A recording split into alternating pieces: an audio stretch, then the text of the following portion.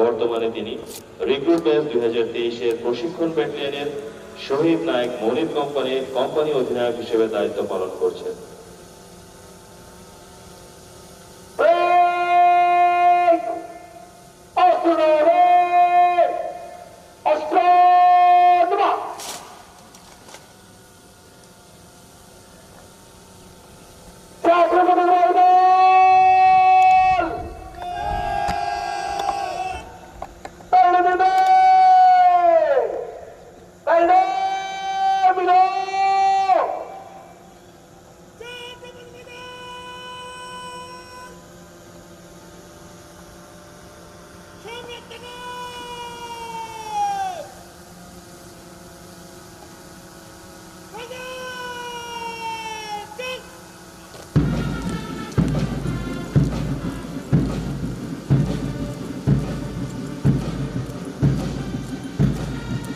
মন্ডলী মাঠের দক্ষিণ দিক থেকে প্যারেড গ্রাউন্ডে প্রবেশ করছে ঐতিহ্যবাহী পতাকাবাহী দল।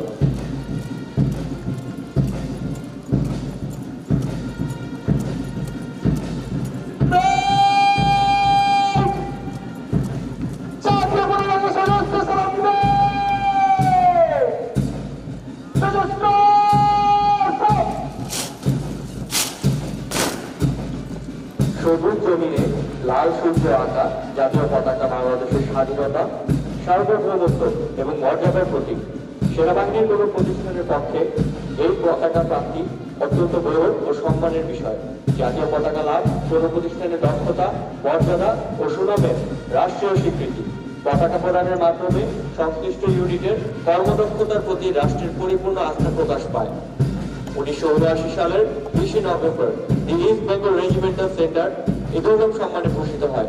আজকের প্যারেডে জাতীয় পতাকা বহন করছেন ওয়ার্ড অফিসার মোহাম্মদ বছির উদ্দিন।